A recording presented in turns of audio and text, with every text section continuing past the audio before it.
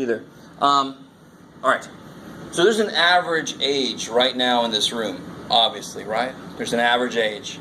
If I took these guys here, would the average of these 5 people be the same as the average of everybody in this room? In fact, I put money on it being different. More than likely it's different. Are you guys with me so far? So they would be a sample from the population of everybody in this room. Is that cool? So every sample, almost every sample, would have a different mean than the real mean of the whole population. I like it, I like it. Now, if standard deviation is how far away you are from the mean, on average, and they have a different average, are they closer to their own average, or are they closer to the average of the whole population? They're going to be closer to their own average, because their average came from their numbers, right? If they all happen to be younger than everybody else, their average is going to be lower, and their ages will be closer to that average. How are we doing so far? So, if the standard deviation is how far away from the average you get, and every sample is going to be closer to its own average than it would be to the real average, I need to divide by, where are you? I need to divide by less to make the answer become a little bigger, to correct for that. Any sample is going to have a smaller spread than it should, because it's going to be closer to its own mean than it would be to the real mean. So to correct for that, what happens when I divide by a smaller number? My end result gets bigger. So dividing by 1 less than the sample size makes the result a little bigger than it would have been, correcting for that sample mistake. They're closer to their own average than they would be to the real average. That's as much as I'm going to say about that. If that didn't make a ton of sense, that's actually okay right now. Right? That's fine right now. I'm just put the idea in your brain, let it percolate. All right. So let's do this. I started putting group B down here. And again, the average is 13. So 6 minus 13 is -7. I like it. Let me turn this down. 10 minus 13? -3, 11. -2, -1, 0, 0, 1, 2, 3, 7. So see how all of them cancel, right? It won't be perfect. The reason it's perfect like 7 has a -7 is because the data is symmetric. Do you guys see that? I don't know if you notice, it's symmetric. The data goes away from the mean the same amount up and down. If they weren't symmetric, all the negatives would still cancel with all the positives, just not perfectly. There wouldn't be little pairings happening. We pair off and we kill each other. Oh, that's so nice. So -7 and 7 kill each other, so forth. So that is the actual distances from the mean, but these numbers suck because they add to be 0. All right, so we square them. 49, so of course I get 49. 3. Oh, sorry, 9. 9. 4. And of course I'm going to repeat those numbers again just the opposite way. 1, 4, 9, 49. I like it. Does that look familiar for those of you who did group B? I like it. And now, before I can use, here's the symbol for standard deviation. Remarkably enough, it's an S, because we're really creative. Before I can use this formula, I have to have a bunch of these. Well, I have a bunch of those. I have a bunch of those. Now I need to add them up. And what do you get when you add them up? 126? Gracias. Okay. Yes, I agree. Okay. So then now I can use this formula. What gets put in this whole thing? What's this whole thing get replaced by? The whole top? 126. 126. That's what the sum of those is. 126. And of course it's going to be divided by 9. And sure enough, what do you get after you do that? 14. You get the square root of 14, which is 7. what's happening? 3.74. So 9 goes into 126 14 times. The square root of 14 is not half of 14. The square root of 14 is the square root of 14. It is 3.74. 74 and some other stuff. Right? You guys kind of with me? Square roots don't cut things in half additively.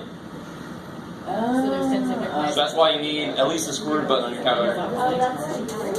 Let me stop there for a second. What was Group A's standard deviation? What was Group A's standard deviation? Group A was 3.2998. Group B is 3.74. Why does that make sense? It's supposed to be higher because Group B is more spread out. So what do we get for Group C? 4.5. Sure. Hold on. You got upper half. 6, 8, 10, 11, 13. No, I had it like, I wasn't missing every time. Alright. So this will be 6 minus, so negative 7 again. Negative 5. Negative 3. Negative 2, 0, 0. 2, 3, 5, 7. So again, they all kind of pair up because it's symmetric. And they add up to be 0. And then you square them. 49.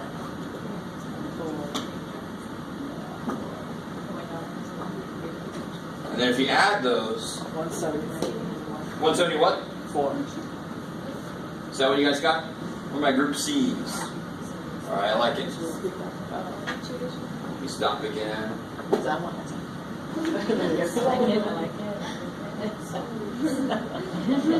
So then I get the square root of 174, because that goes there, Over 9. over 9. All of these are going to be over 9, right? Yes. And so you get what? When you do that?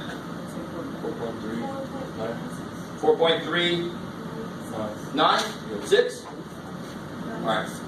9, something? Okay. And again, it's a little higher still, because again, Group C continues making it more spread out. Finally, Group D, 6, 7, 8, 9. 13, 17, 18, 19, 20. So you get negative 7, negative 6, negative 5, negative 4, 0, 0, 4, 5, 6, 7. Yes. Right? Yes. 49, 36, 25, 16, 0, 0, 16, 25, 36, 49. When you add all those up, you get 252. 252. 52. Where are my Group D's? Does that sound right? Do we have agreement amongst my Group D's? All right. So then the standard deviation would be square root of that divided by 9. And what do you get there? Oh, hold on. I'm just trying to rewrite the formula. I wrote the formula all along. Oh, okay. Well, not okay, but okay. 84, 28, square root of 28. 5.29. Do it again, sorry. 5 points. Let's see. Square root. 252 divided by 9. 5.291 is what I get. Okay.